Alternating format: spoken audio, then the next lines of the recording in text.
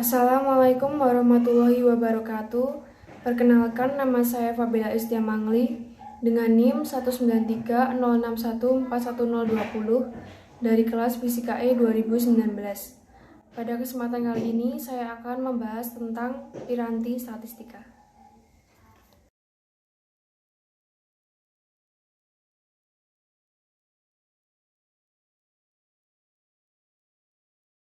Materi yang pertama yaitu mekanika menurut ungkapan Hamilton. Hamilton membuat rumusan dengan menganggap variabel posisi vektor R dan variabel momentum vektor P sebagai dua variabel yang bebas satu sama lain. Besaran yang menjadi pusat perhatian bukanlah gaya, melainkan energi yang dianggapnya lebih bermakna secara fisik. Misalnya, dalam asas bahwa energi itu konstan sifatnya. Aturan kerjanya begini. Nyatakan energi objek yang kita garap sebagai fungsi dari posisi vektor R dan momentum vektor P. Fungsi tersebut kini dikenal dengan nama fungsi Hamilton atau bahasa asingnya Hamiltonian.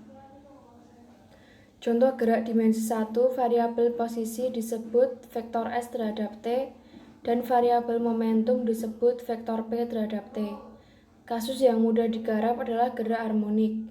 Kalau vektor S terhadap T adalah simpangan objek dari titik keseimbangannya, maka rumusan Newtonnya menjadi gaya pada saat T, yaitu vektor F terhadap T berbanding lurus dengan simpangan vektor S terhadap T, tetapi dalam arah yang berlawanan. Menjadi vektor F terhadap T sama dengan min kappa dikali S terhadap T. Karena itu gerak objek ini dipandu oleh persamaan gerak, maka menjadi massa dikali d kuadrat S terhadap T per dt kuadrat sama dengan min kappa dikali S terhadap T. Karena massanya tetap, maka d vektor P terhadap T per dt sama dengan min kappa dikali S terhadap T. Menjadi d S vektor terhadap T per dt sama dengan 1 per massa P terhadap T. Besarnya energi kinetik jikalau dikaitkan dengan momentum adalah energi kinetik terhadap T sama dengan P kuadrat terhadap T per 2 dikali massa.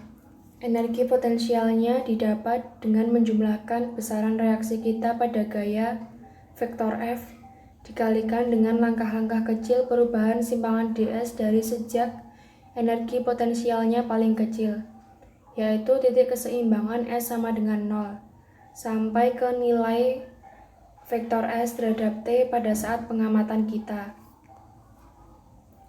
Energi potensial terhadap T sama dengan integral dari 0 sampai dengan S terhadap T, F terhadap S dikali ds sama dengan kappa dikali integral dari 0 sampai S terhadap T, S dikali ds sama dengan kappa per 2 dikali S kuadrat terhadap T.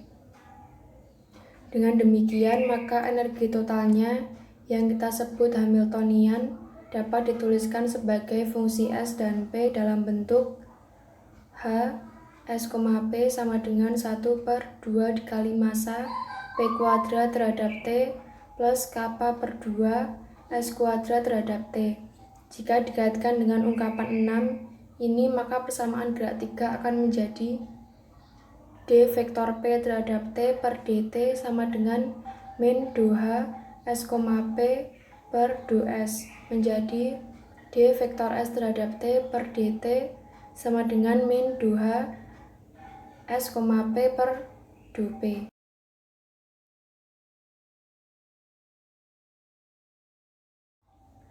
Ungkapan Hamilton ini kemudian ternyata berguna dalam menggarap mekanika statistik dan kemudian mekanika kuantum. Seperti Anda tahu, mekanika kuantum yang merupakan bahasa dalam mengungkapkan objek-objek seperti molekul, atom, elektron, nukleon, foton, dan sebagainya yang ukurannya lebih kecil dari 1 nanometer. dan mengungkapkan bahwa kita tidak dapat mengukur secara serentak posisi vektor S terhadap T dan momentum vektor P terhadap T dengan ketepatan yang tinggi.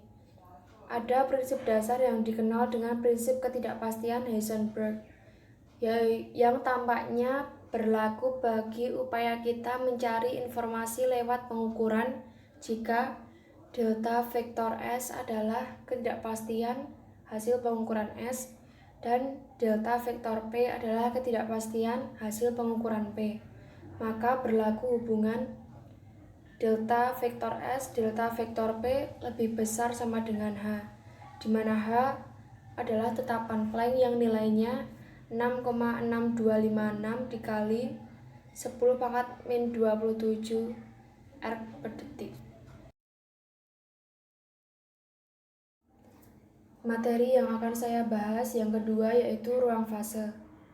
Pada kasus gerak harmonik dengan dua variabel bebas yaitu posisi S dan momentum P, kita buat ruang dimensi 2, sumbu X kita gunakan untuk menampung nilai variabel S dan sumbu Y kita gunakan untuk menampung nilai variabel P.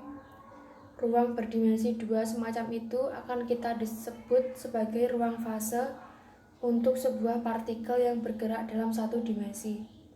Titik X, Y dalam ruang fase tersebut yang melukiskan nilai X sama dengan S dan Y sama dengan P akan kita namakan titik representasi untuk objek mekanika kita.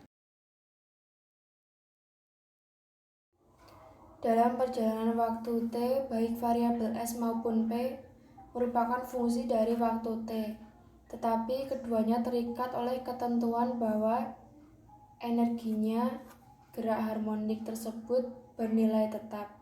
Jadi, berapapun nilai S terhadap T dan P terhadap T harus dipenuhi syarat bahwa 1/2 dikali massa P kuadrat terhadap T plus kappa per 2 S kuadrat terhadap T sama dengan E0, dengan E0 yaitu energi awal. Kalau untuk mudahnya, kita pilih satuan yang membuat massa sama dengan 1 dan kappa sama dengan 1. Maka dalam ruang fase tersebut, titik representasi harmonik kita akan berjalan mengikuti lintasan yang berbentuk lingkaran berpusat di lokasi 0,0 dengan jari-jari akar 2E0, sebab X kuadrat plus Y kuadrat sama dengan 2E0.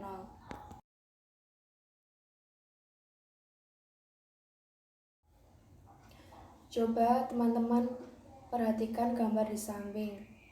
Tentu saja pada umumnya bentuk lintasan titik representasi dalam ruang fase tersebut bisa bermacam-macam, bergantung pada dinamika geraknya. Hanya ada satu hal yang sudah pasti akan terjadi, yaitu bahwa lintasannya tidak pernah akan berpotongan. Yang bisa terjadi adalah bahwa titiknya kembali ke titik awalnya dan mengikuti jejak yang sama seperti awalnya. Artinya, lintasannya bersifat periodik meskipun periodenya sangat lama. Aturan tersebut dapat kita nalar dari akibat yang terjadi karena lintasannya memotong lintasan jejak sebelumnya.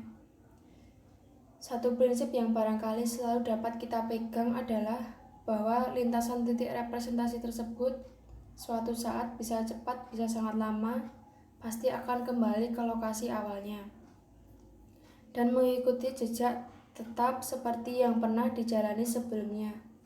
Prinsip inilah yang mendasari digunakannya statistik.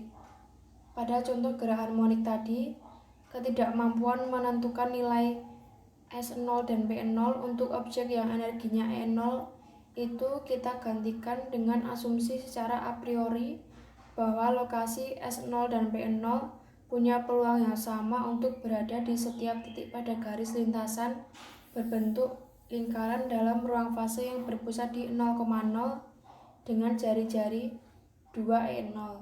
Ungkapan semacam ini dapat dipertanggungjawabkan karena dengan perjalanan waktu, titik representasi hanya mungkin berada di titik yang terletak pada garis tersebut. Begitulah landasan dasar dari fisika statistik yang rinciannya secara teknis akan kita bahas pada modul-modul berikutnya.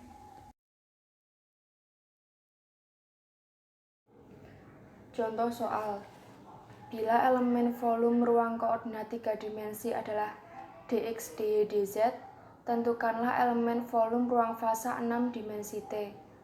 Penyelesaiannya, ruang T memiliki koordinat x, y, z, px, py, pz untuk tiap-tiap partikel.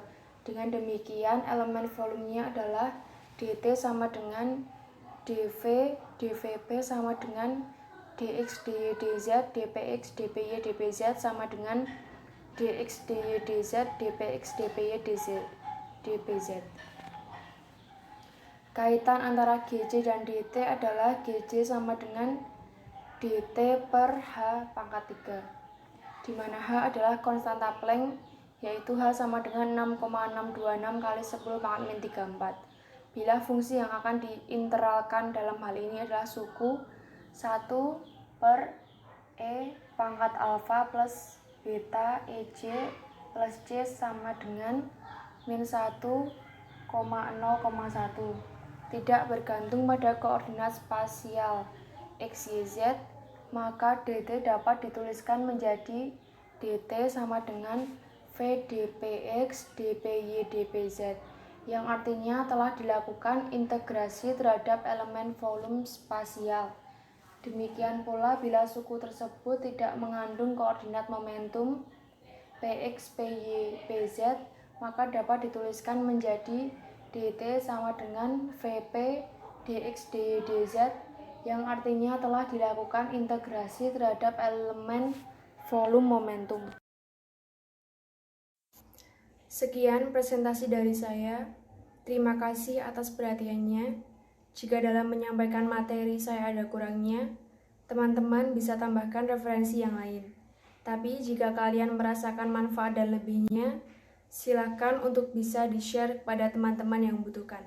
Terima kasih. Wassalamualaikum warahmatullahi wabarakatuh.